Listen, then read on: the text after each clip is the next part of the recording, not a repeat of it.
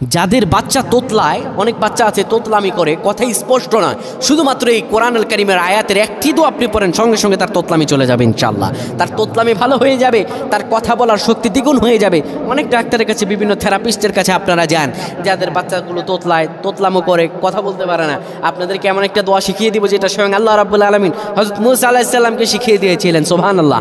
এই আমলটা করবেন, এই আমলটা করলে আল্লাহ তাআলা কথা বলার শক্তিকে দ্বিগুণ করবেন, স্ট্রংনেস করবেন, মেধা শক্তিকে দীর্ঘায়িত করবেন ইনশাআল্লাহ। এই দোয়াটা আল্লাহ শিখানো দোয়া, কোরআনুল কারীমের একটি আয়াত। কোনো ব্যক্তি যদি এই দোয়ার আমলটা করতে পারে আর ওই ব্যক্তির তোতলামি স্বভাব থাকে, আল্লাহ তাআলা এর থেকে মুক্ত দান করবেন। দোয়াটি হলো রাব্বিশ শরহ লি সাদরি ওয়া ইয়াসসির লি আমরি ওয়াহলুল উকদাতাম মিন লিসানি ইয়াফকাহু কওলি। এই দোয়াটা যদি কোনো ব্যক্তি পড়ে, বারবার পড়ে, সে ছোট্ট বাচ্চা হোক কিংবা বৃদ্ধ হোক, আল্লাহ তাআলার অশেষ দয়া, তার তোতলামি চলে যাবে, কথা বলার শক্তিকে আমার আল্লাহ দ্বিগুণতর শক্তিশালী করে দিবেন। আল্লাহুম্মা আমিন।